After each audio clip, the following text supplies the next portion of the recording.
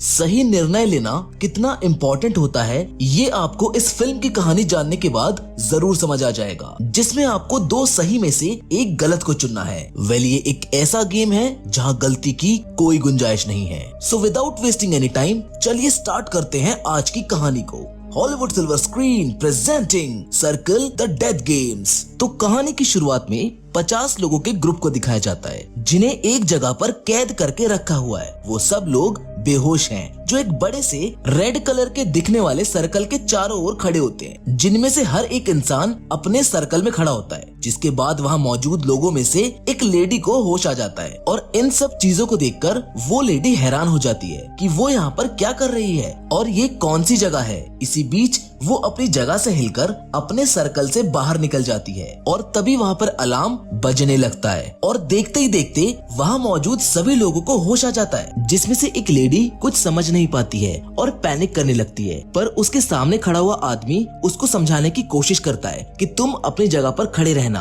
पर वो डर के कारण अपनी जगह से हिल जाती है और तभी एक बहुत जोरों का बिजली का झटका उसको लगता है, जिससे उसकी जान चली जाती है। जिसके तुरंत बाद एक बार फिर से अलार्म बजता है, जिसकी वजह से वहाँ मौजूद सारे लोगों को होश आ जाता है। और जैसे ही उनमें से एक आदमी उस डेड लेडी को चेक करने के लिए अपनी जगह से हिलकर उस सर्कल से बाहर निकलता है तो उसे भी वही बिजली का झटका लगता है और वो भी मारा जाता है। जिसके बाद उनकी बॉडीज को एक इनविजिबल फोर्स अंधेरे में खींचकर ले जाती है, जिसको देखकर सब बहुत ज्यादा डर जाते हैं। दरअसल वो सब लोग एक ऐसे गेम में फंस चुके हैं जहाँ से निकलना मुश्किल है, क्योंकि अगर वो अपनी जगह से हिले तो उन्हें बिजली का झटका लगेगा। जहाँ पर हमें एक और चीज पता चलती है कि इन सभी पार्टिसिपेंट्स को एक दूसरे को छूने की अनुमति नहीं है, क्योंकि अगर ये एक दूसरे को छूते हैं तो अलार्म बजता है, जिसके परिणाम कुछ भी हो सकते हैं। अब सब लोग समझ चुके होते हैं कि उन्हें अपनी जगह से हिलना नहीं है, अगर वो हिले तो मारे जाएंगे। पर तभी एक बार फिर से अलार्म बजता है और इस बार उस इंसान को बिजली का झटका लगता है जो उस लेडी और उन सभी को अपनी जगह से हिलने के लिए मना कर रहा था, और वो भी मारा जाता है। जिसका मतलब उन्हें समझ नहीं आता है, पर वहाँ उनमें मौजूद एक हैट वाला आदमी ये समझ जाता है कि अगर हम किसी की तरफ हाथ को बंद करके पॉइंट करते हैं तो जमीन पर बने एरो उसी दिशा में चलने लगते हैं। वो आदमी ऐसा करके एक लेडी की ओर पॉइंट करता है और जैसे ही काउंटडाउन खत्म होता है उस लेडी की बिजली के झटके से मौत हो जाती है। जहाँ सब लोगों को ये भी पता चलता है कि हर इंसान सिर्फ अपने एरो को ही देख सकता है और किसी को भी ये नहीं पता है कि कौन किसकी तरफ पॉइंट करके उसे मारेगा। अब जैसे जैसे लोग आगे मरते जाते हैं उन्हें गेम के नियम भी समझ आने लगते हैं, जहाँ वो सब इतना समझ जाते हैं कि जिस इंसान को ज्यादा वोट करके अपने हाथों से पॉइंट करा जाएगा उसकी मौत पक्की है, और जो ये अलार्म का काउंटडाउन है ये हर 2 मिनट बाद बजेगा। जिसके बाद उन्हीं में से एक बूढ़ी औरत ये तय करती है कि कोई भी किसी को वोट करके नहीं मारेगा। वो सब इसको भी ट्राई करते हैं, पर ऐसा करने पर 2 मिनट बाद जब अलार्म बजता है तो वहाँ रैंडम सिलेक्शन होने लगते हैं, जिससे एक लेडी की डेथ हो जाती है। जिसके बाद वो लोग समझ जाते हैं कि उनमें से किसी न किसी एक का मरना तय है, फिर चाहे कोई वोट करे या फिर ना करे। जिसके बाद वहाँ पर मौजूद एक कॉलेज स्टूडेंट सभी से ये कहता है कि हम नहीं जानते कि ये सब कौन कर रहा है और क्यों, पर हमें जल्द से जल्द इसके बारे में पता लगाना होगा। इसलिए हमें सबसे पहले पुरानी पीढ़ी के लोगों को वोट करके खत्म करना होगा, जिससे हमें कुछ वक्त मिल सके, क्योंकि पुरानी पीढ़ी के लोग अपनी आधी लाइफ जी चुके हैं और हमें अभी बहुत कुछ करना है। जिसके लिए पहले वहाँ पर मौजूद लोग नहीं मानते, पर कोई चारा ना होने की वजह से उन सबको उस बात से सहमत होना पड़ता है और फिर वो 70 साल के लोगों को टारगेट करके मारने लगते हैं। साथ ही में वो सब लोग एक दूसरे के बारे में जानने का फैसला भी करते हैं और एक एक करके अपने बारे में बताने लगते हैं कि उन्हें कुछ भी याद नहीं है कि वो यहाँ पर कैसे पहुँच गए। जहाँ उन्हीं में मौजूद एक लड़का एरिक उनको बताता है कि एक एलियन स्पेसशिप ने मुझे ऊपर स्पेसशिप में खींच लिया था, जहाँ पर मैंने बहुत सारी डेड बॉडीज को देखा था, और इसके बाद का मुझे कुछ भी याद नहीं है, क्योंकि जब मेरी आंख खुली तो मैं यहाँ पर था। जिसके बाद सबको पता चल जाता है कि शायद इन सब के पीछे एलियंस का हाथ है, और फिर वो सभी लोग एक एक करके बूढ़े लोगों को वोट करके मारने लगते हैं। जिस बीच कुछ बूढ़े लोग अपनी जान को बचाने के लिए झूठ भी बोलते हैं, पर उसके बावजूद भी उनको मार दिया जाता है। अब बूढ़े लोगों को मारने के बाद वो कॉलेज स्टूडेंट एक ऐसी लेडी को मारने के लिए कहता है जिसको कैंसर है और उसकी उम्र 50 से ऊपर है, पर उसके इस फैसले से बाकी लोग सहमत नहीं होते हैं। इसीलिए वो सब मिलकर उस कॉलेज स्टूडेंट को ही वोट करके मार देते हैं, क्योंकि सब जानते हैं कि 60-50 की उम्र के बाद ये 40 की उम्र वाले लोगों को मारने के लिए कहेगा। अब ये गेम बहुत कंफ्यूजिंग हो गया था और अब किसी को भी कुछ समझ ही नहीं आ रहा था कि किसको बचाएं और किसको मारे। पर तभी वो लेडी जिसको कैंसर है बोलने लगती है कि हम सब यहाँ पर क्यों हैं? शायद हम सबका आपस में कोई ना कोई कनेक्शन है और अगर हम उस बात का पता लगा लें तो शायद हम बच सकते हैं। जिसके बाद वो सभी लोग वैसा ही करते हैं, जहाँ सबसे पहले एक लेडी अपने आप को इंट्रोड्यूस करती है और अपनी लाइफ के बारे में बताती है, पर लोग उसको जज करके मार देते हैं। जिसके बाद वहाँ पर सब लोग डरने लगते हैं, क्योंकि अब लोगों को जज करके मारा जाएगा। इसलिए कोई भी अब अपने बारे में बताने के लिए तैयार नहीं था। पर क्रेग नाम का आदमी सामने आता है और खुद को इंट्रोड्यूस करते हुए अपनी वाइफ के बारे में बताने लगता है कि मेरी वाइफ भी इसी गेम में फंसी है और मैं सभी लोगों से ये रिक्वेस्ट करता हूँ कि कोई भी उसे वोट करके ना मारे। और अब देखते ही देखते उन सबका किसी न किसी के साथ कनेक्शन निकल जाता है, जिनमें से कुछ लोग एक दूसरे को तो पहले से ही जानते थे। जिसके बाद फिर वो सब वहाँ मौजूद एक स्पेनिश आदमी को मारने का फैसला करते हैं, पर बाकी लोग इससे सहमत नहीं होते हैं, क्योंकि वो किसी भी कंट्री में क्यों न रह रहा हो, एट द एंड वो एक इंसान है और सबको जीने का हक है। लेकिन फिर भी वो लोग एक एशियन ओल्ड लेडी को वोट करके मार देते हैं। जिसके बाद वहाँ पर मौजूद एक पुलिस ऑफिसर सामने खड़े काले कपड़े वाले आदमी को, जिसकी बॉडी पर टैटू बने हैं, उसके बारे में बताता है कि कैसे उसने अपनी गर्लफ्रेंड को बड़ी बेरहमी से मार दिया था और अब उसे जीने का कोई हक नहीं है। वो आदमी मना करने लगता है, पर फिर भी ये सब लोग उसको वोट करके मार देते हैं। अब स्थिति इतनी खराब हो गई है कि ये लोग धर्म के आधार पर लोगों को वोट कर मारने लगते हैं, जहाँ पर वो सबसे पहले एक मुस्लिम महिला को वोट करके मारते हैं। पर तभी अचानक वहाँ पर एक आदमी जातिवाद की बात करने लगता है और कहता है कि अब सब लोग ब्लैक लोगों को टारगेट करके मारेंगे, जबकि पहले ही कई सारे ब्लैक लोग मारे जा चुके हैं। इसीलिए उन सब में से एक ब्लैक आदमी बोलता है कि अब हमें सब गोरे लोगों को वोट करके मारना चाहिए। जिस बात को सुनकर सभी अमेरिकन गुस्सा हो जाते हैं और वो पुलिस ऑफिसर उसको बुरा भला और गाली देने लगता है, जिसकी वजह से वो सभी लोग उस पुलिस ऑफिसर को वोट करके मार देते हैं। जिसके बाद वहाँ पर मौजूद एक सोल्जर ये बोलता है कि हमने सब कुछ ट्राई करके देख लिया, पर इसका कोई फायदा नहीं हुआ, पर अब हमें सबके बीच टाई करके देखना होगा, क्या पता इससे कोई मारा ही ना जाए, और अगर हमारी तरकीब काम कर गई तो हमें सोचने का कुछ वक्त मिल जाएगा, फिर शायद हम सब यहाँ से बाहर निकल सकते हैं। जहाँ सब लोग उस सोल्जर की बात को मान लेते हैं और अलार्म बजते ही जैसे वो इस तरकीब को आजमाते हैं और खुद को वोट करने लगते हैं, तब उनको पता चलता है कि वो खुद को वोट कर ही नहीं सकते। जिसके बाद वो सभी अपने बगल में खड़े व्यक्ति को वोट करते हैं, जिससे हर एक इंसान के पास एक एक वोट हो जाता है। पर इससे भी बात नहीं बनती है और एक आदमी मारा जाता है। वो सब एक बार फिर से कोशिश करते हैं, जहाँ पर एक प्रेग्नेंट लेडी और एक आदमी के बीच में टाई हो जाता है और एरिक उस आदमी को सीक्रेटली वोट करके एलिमिनेट कर देता है। सब एरिक के इस फैसले से सहमत होते हैं, जहाँ पर वो ये भी कहता है कि अंत तक शायद यही प्रेग्नेंट लेडी बचेगी या फिर वो 10 साल की बच्ची। जिसके बाद आधे लोग ये डिसाइड करते हैं कि कोई भी प्रेग्नेंट लेडी को वोट नहीं करेगा, पर कुछ लोग उससे सहमत नहीं होते हैं। जिसके बाद अगला राउंड उस 10 साल की बच्ची और एक बूढ़ी औरत के बीच होता है, जिसमें लोग उस छोटी बच्ची को बचा लेते हैं। ये गेम अब और ज्यादा कंफ्यूजिंग होता चला जाता है, इसलिए वो सब डिसाइड करते हैं कि अगला एलिमिनेशन इस बेस पर होगा जिसमें अगर कोई खुद को ही एलिमिनेट करके दूसरों की जान बचाना चाहता है तो वो उसके लिए वॉलंटियर कर सकता है। जिसके बाद एक ब्लैक आदमी शॉन नाम के एक टीनेजर लड़के और एक अधेड़ महिला के लिए खुद को मार देता है। जिसके बाद वो सब लोग उस सोल्जर को वॉलंटियर करने को कहते हैं, पर वो वॉलंटियर करने से मना कर देता है, क्योंकि उसने अपने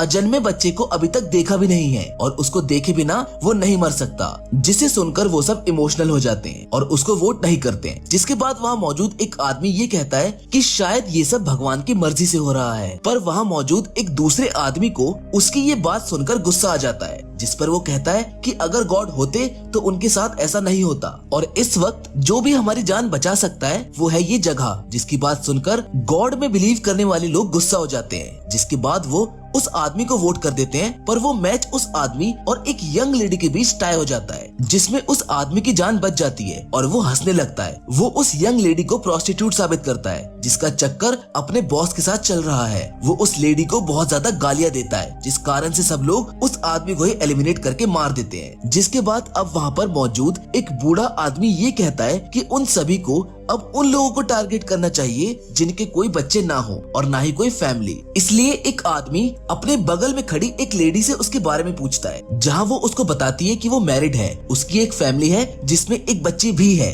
पर वो लेडी लेस्बियन होती है, जिसे वो आदमी पाप मानता है और उसकी बुराइयां करने लगता है। वो लोगों को उसको वोट करने के लिए मनाता है, पर लोग उसकी बात से सहमत नहीं होते हैं, क्योंकि लेस्बियन होना कोई पाप नहीं है। इसलिए वहाँ पर मौजूद सभी लोग उस आदमी को ही वोट करके मार देते हैं। जिसके कुछ देर बाद एक लड़का और एक लड़की के बीच में टाई हो जाता है, जिनका अफेयर एक दूसरे के साथ चल रहा है, पर कोई भी उन्हें वोट नहीं करता है, जिससे उन दोनों की ही मौत हो जाती है। और अब सबको एक नए रूल के बारे में पता चलता है कि टाई होने वालों के बीच किसी को भी वोट ना करने पर दोनों की जान जाएगी। ये देखकर सभी वहाँ पर शॉक रह जाते हैं। जिसके बाद वहाँ मौजूद लंबे बालों वाला और दाढ़ी वाला आदमी ये कहता है कि क्या कोई इस गेम में जिंदा बचेगा, क्योंकि दोनों के बीच टाई होने पर दोनों की जान जा सकती है। जिस पर एरिक कहता है कि आखिरी में वही प्रेग्नेंट लेडी बचेगी, जिसे हम मार नहीं सकते हैं, और जो भी एंड में उसके सामने होगा उसे खुद को उसके लिए मारना होगा, तभी वो बच पाएगी। जहाँ सब अब इसके बारे में बात करने लगते हैं और एक ओल्ड मैन उस प्रेग्नेंट लेडी से कुछ कहता है, जिसके बाद वो ये भी कहते हैं कि उन्हें अगर उस प्रेग्नेंट लेडी को बचाना है तो उस बच्ची को मारना होगा, क्योंकि अगर एंड में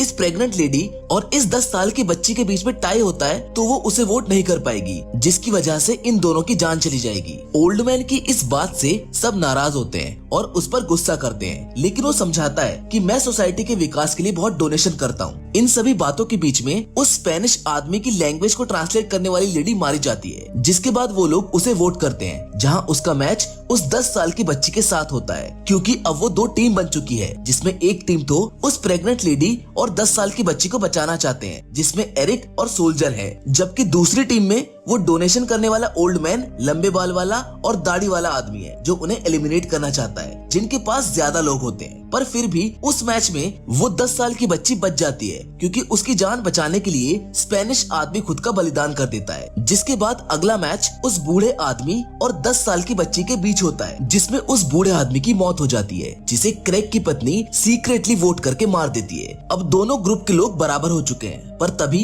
जो ग्रुप प्रेग्नेंट लेडी और 10 साल की बच्ची को मारना चाहते हैं, वो फर्स्ट ग्रुप यानी एरिक और सोल्जर के ग्रुप में से सोल्जर को वोट करके मारने का फैसला करते हैं। लेकिन सोल्जर दूसरे ग्रुप में मौजूद क्रेग की वाइफ को वोट करने के लिए कहता है, पर अपनी पत्नी को बचाने के लिए क्रेग को मजबूरन फर्स्ट ग्रुप में जाना पड़ता है। जिसके बाद फर्स्ट ग्रुप सेकंड ग्रुप के ब्लैक मैन को वोट करके मार देते हैं, जिसने सोल्जर को मारने का प्लान बनाया था। जिसके कुछ ही देर बाद वहाँ सबको पता चल जाता है कि क्रेग और वो लेडी कोई पति पत्नी नहीं है, इसीलिए वो सब अब क्रेग को वोट करके मार देते हैं। जिसके बाद अब एक अजीब चीज होती है, क्योंकि मैच 5 लोगों के बीच में टाई हो जाता है, जिसमें से 4 लोगों की मौत हो जाती है। ये मैच दूसरे ग्रुप के लोगों में होता है, जिनमें लंबे बाल वाला और दाढ़ी वाला आदमी बच जाते हैं। जिसके बाद अब वहाँ 7 लोग बचते हैं, पर तभी एक आदमी खुद को मार देता है, क्योंकि वो किसी को मारना नहीं चाहता था। इसीलिए उसके मरने के बाद अब लोग बचे हैं 6। जिसके बाद दूसरे ग्रुप के लंबे बालों वाला आदमी और दाढ़ी वाला आदमी एरिक के साथ एक डील करता है, जिसे एरिक एक्सेप्ट कर लेता है, क्योंकि वो जानता था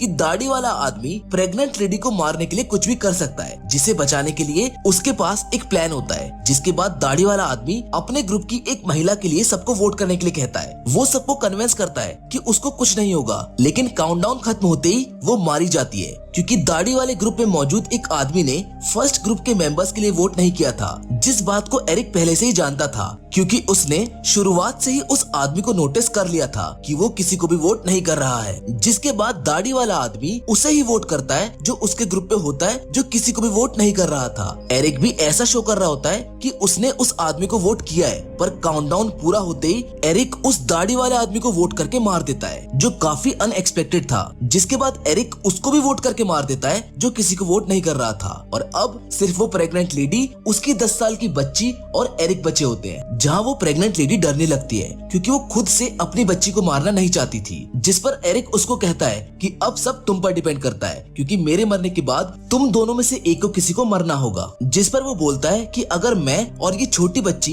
काउंटडाउन के पूरा होते ही अपने सर्कल से बाहर निकल जाए तो तुम बच सकती हो और इससे तुम्हें खुद से वोट करके अपनी बच्ची की जान नहीं लेनी पड़ेगी। ये सब कहकर वो उस प्रेग्नेंट लेडी को अपनी बातों से मैनिपुलेट कर लेता है, जहाँ वो छोटी बच्ची भी वॉलंटियर करके अपने मॉम के पेट में पल रहे बेबी को बचाने का फैसला करती है। और जैसे ही काउंटडाउन पूरा होता है एरिक उस बच्ची को अपने साथ सर्कल से बाहर निकलने को कहता है। वो बच्ची वैसा ही करती है, वो सर्कल से बाहर निकल जाती है, लेकिन एरिक यहाँ पर प्रेग्नेंट लेडी को वोट कर देता है, जिससे इस बार एक बार में ही 2 लोगों की जान चली जाती है और एरिक बच जाता है। ये सब एरिक का प्लान होता है खुद को बचाने का, लेकिन कुछ देर बाद एलिमिनेशन काउंटडाउन एक बार फिर से चलने लगता है। एरिक को कुछ समझ नहीं आता है क्योंकि उसको लगा था कि आखिरी में बचने वाला बच सकता है, पर अभी भी एक कंटेंडर था जो वहाँ पर बचा हुआ था, जिसको एरिक को मारना था, जो कोई और नहीं बल्कि प्रेग्नेंट लेडी का अनबॉर्न बेबी था। और अब एरिक को उसको वोट करके मारना था, इसीलिए वो उसको वोट करके मार देता है, जिसके बाद वो अचानक से बेहोश हो जाता है और जब उसको होश आता है तो वो खुद को पृथ्वी पर पाता है, जहाँ उसके ऊपर बहुत सारे एलियन स्पेसशिप उड़ रहे होते हैं, जिन्हें देखने के बाद वो सामने वाले टनल को पार करके आगे जाने लगता है। लेकिन जैसे ही एरिक टनल को पार करके आगे जाता है तो उसे वहाँ और भी ऐसे लोग दिखाई देते हैं जिन्होंने वो गेम खेला था और वो सब भी उस गेम के सर्वाइवर्स थे। और इसी के साथ ये फिल्म यहाँ पर खत्म हो जाती है। मैं जानता हूँ ये सर्वाइवल स्टोरी थोड़ी सी अजीब है, लेकिन फिर भी आप हमें कमेंट करके ये जरूर बताएं कि एरिक ने यहाँ पर सही किया या गलत, क्योंकि ऐसी सिचुएशन में इंसान सबसे पहले खुद की जान बचाता है। पर फिर भी क्या एरिक उस प्रेग्नेंट लेडी को बचा सकता था, जिसका जवाब तो अभी अनसर्टेन है। पर फिर भी आपकी इस पर क्या राय है हमें जरूर बताना। फिलहाल तो आज की वीडियो में बस इतना ही, लेकिन हम फिर से जरूर मिलेंगे एक और नई इंटरेस्टिंग कहानी के साथ। पर तब तक के लिए धन्यवाद।